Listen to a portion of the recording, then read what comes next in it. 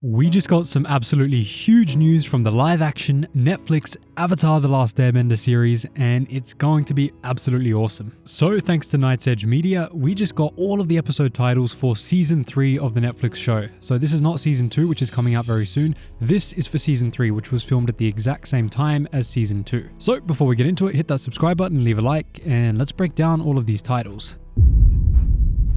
Now, Season 3 will run for 7 episodes, the exact same as Season 2, which is one less than Season 1, and it will be helmed by a different writing team from Season 1. Thankfully, Albert Kim is gone from the series. He's no longer doing any of the showrunning for the series, which may hopefully fix some of the issues that we had in Season 1. He was the main showrunner for Season 1, and now that he's gone, we might actually get some better writing, some better dialogue, and maybe some better character development. We can only hope. Now, what we know about Season 3 is that almost half of Book 3 from the animated series will be cut or compressed, because the show is jumping straight into the day of Black Sun by episode 2. This is kind of the exact same thing that the writing team did with Season 2, as we know what the episodes are going to be for that, even though it hasn't come out yet. I don't think it's going to be a problem, but anyway, we have Episode 1, The Candle.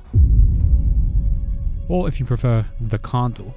Now, right out of the gate, the title for the season opener is doing something interesting. The Candle is not a word that appears in the original animated series. It also doesn't appear in the comics or the Kyoshi novels, which means we're almost certainly looking at some type of new character or new material for Season 3. The most likely possibility is that the Candle is the name of a Fire Nation location, vessel, or community. The original Season 3 opens with The Awakening, where Aang wakes up on a stolen Fire Nation warship after being healed from his lightning wound. If the live action is collapsing the early Fire Nation infiltration arc into one episode, then Candle could be the name of the village that they hide out in, the ship that they commandeer, or maybe even a coastal settlement where they make landfall. Now, given that Helen Shang will be the writer of this episode and her track record on character-driven work, I would expect this episode to focus on Aang's recovery and the emotional weight that the team finally has now that Aang is awoken after believing he was dead and that the whole world thinks he's dead. I think we're going to really look deeply into that, and maybe even the beef where Katara has that beef with her father in the first episode.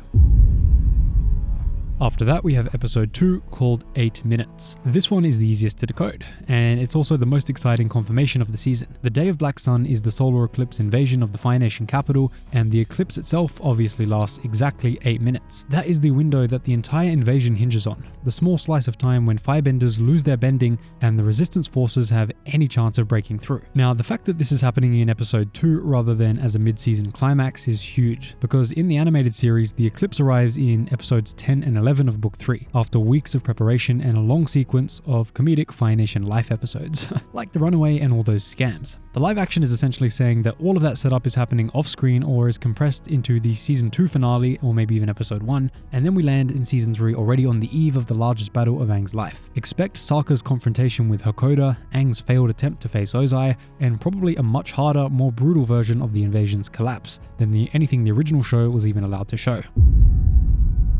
After that, we have episode number 3 called The Spirit of All, and this one is written by Emily Kim. After the eclipse fails in the original story, Aang spirals. He has lost the element of surprise. His friends are scattered and he is left questioning whether he can actually fulfill his role as the Avatar. The title Spirit of All Nations reads like a direct callback to that identity crisis. The Avatar is described in canon as the bridge between the human and the spirit worlds, and the spiritual heir of all 4 nations at once. Emily Kim writing this episode tells me that we are getting a more meditative, internal look after the explosive second episode. The most likely candidates for what gets adapted here are Aang's encounters with the past avatars seeking advice on how to deal with Ozai, possibly Roku, possibly Kyoshi, maybe even Yang Chen, and there's also a real chance that the lion turtle is being introduced earlier than expected. Given that the Spirit of All Nations, the title, that sounds a lot like kind of a language that an ancient lion turtle would use when teaching Aang about energy bending. If the live action is moving the lion turtle out of a last minute Deus Ex Machina style thing that it was in the last season, and it may be turning it into a more seeded plotline that is hinted at earlier on. If that is the case, that's one of the smartest changes they could have made to the original story.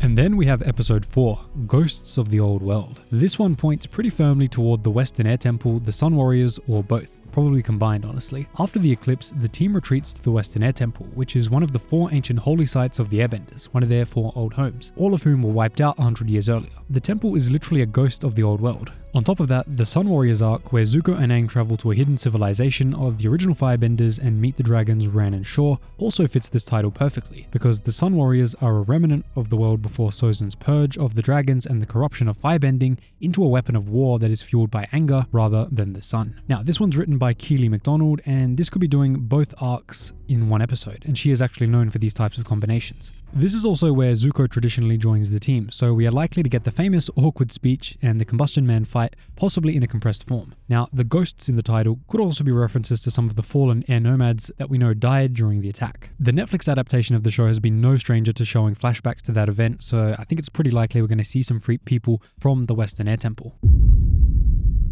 And then after that we have episode 5. Fire Remakes the World, and this one is written by Christine Boylan. This is the Sozin's comet reveal in plain language. In the animated series, Aang and the team learn that Ozai is planning to use the comet to burn the Earth Kingdom to the ground and remake the world in the Fire Nation's image, which is exactly what this title is describing. Christine Boylan, who has a background in heavier dramatic works like Once Upon a Time and Castle, is a strong choice for the episode where the stakes go from win the war to stop a continent from being incinerated. Expect this to be the moment where Ozai's full Phoenix King ambition is revealed, where the team realizes their whole plan was based on the wrong timeline, and where Zuko probably has his last serious confrontation with his father before the finale. There is also a strong chance that this is where Iroh's plans for the Order of the White Lotus get seeded properly, since the Order's mission to retake Ba Sing Se during the comet ties directly into the broader theme that the world is being remade by fire. Of course, this case, Iroh is using the fire for a good purpose rather than Ozai using the fire for a bad purpose.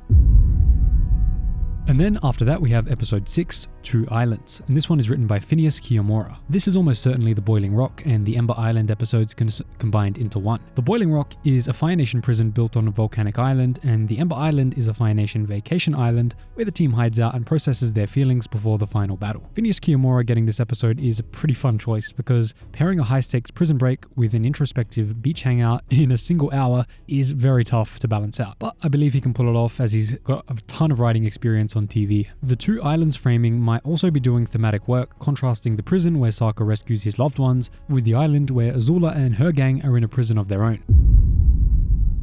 And then we get the Big Daddy finale, episode 7, All Who Stand Against the Flame. The finale title is doing exactly what a finale title should do. This is the 4-part comet arc compressed into a single episode, with Aang facing Ozai, Zuko and Katara facing Azula, and Sokka, Suki and Toph taking down the airship fleet, while Iroh and the White Lotus liberate Ba Sing Se. The big question with this one is whether the live action will commit to the energy bending solution that resolves Aang's moral dilemma in the original, or whether they will reinterpret that part and that ending given how divisive it remains among some parts of the fandom. With the title All Who Stand Against the Flame framing the finale around collective resistance rather than a single hero's choice, there is a real possibility that the writers are leaning into the ensemble nature of the victory more heavily than the animated series did, which put most of the emphasis on Aang defeating Ozai. And to be fair, that fits with the ensemble nature that this show has been so far in season 1, and probably will happen in season 2, which is coming out June the 25th, so stay tuned on this channel for this. I'll be covering all the episodes, all the lore, and all the comics that go and tie into it. Thanks so much for watching, guys. I really hope you enjoyed this little breakdown of this brand new breaking news for Netflix's live action Avatar. If you made it this far, drop a thank Mrs. Katara in the comments down below, and I'll see you in the next one.